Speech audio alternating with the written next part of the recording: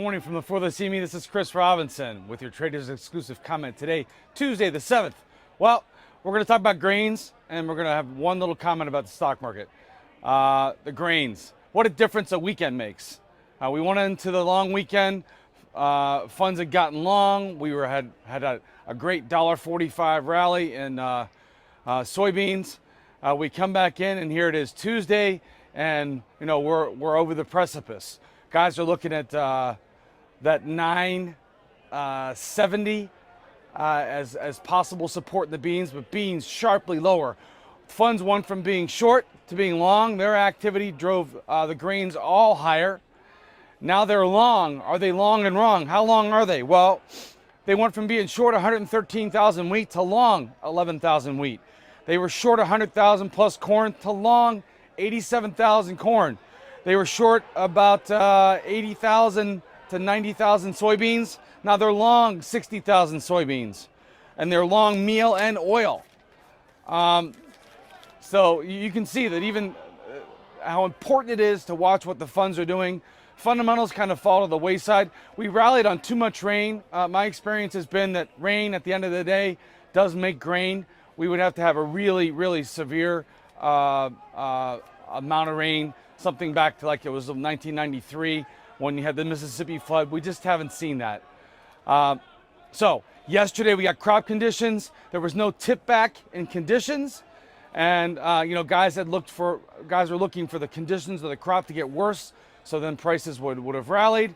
Now you've got a situation where 2-3 weeks ago the funds were short and wrong. Now are they long and wrong? Are they just getting chopped to bits, like putting their hand into a blender and putting it on frappe? We'll see how we trade the rest of the week. Look at the technical levels, though. A lot of people look after a big rally, look for the halfway pullback. Okay, that's something you can look into yourself. But I'd say for November beans, you've got to look at the 970 level as a starting point. We got down to about 985 today. We'll see where we settle. That's the biggest thing. You've got to watch money flow. Mother Nature is going to give us good opportunities, lots of volatility. But if you're not careful, if you're not using stops, if you don't have a risk management plan for no matter what you're doing, if you're hedging or if you're trying to speculate, if you don't know where you're going to get out before you get in, then you don't have a trading plan. That's all I have to say about the grains. Let's talk about the Dow. A lot of concern about what's happened in China with their stock market. The U.S. dollar rallying.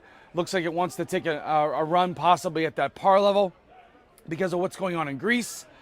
That's a whole big ball of wax. It comes down to the fact that when people want to own equities, the only place they really want to own them is here in the U.S.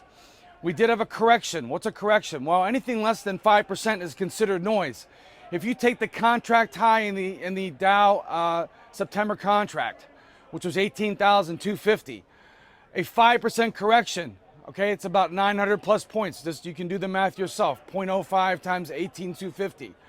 The low 2 days ago, the low on Sunday night, we got right down there to that 5% level.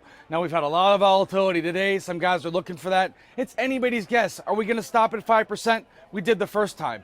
Is there another 5% after that 5%? That takes us down to 16.4 and change. Nobody knows. But if you're trying to catch these moves, you've got to be aware of where those levels are. So I would do my math for the S&P and for the Dow in the futures.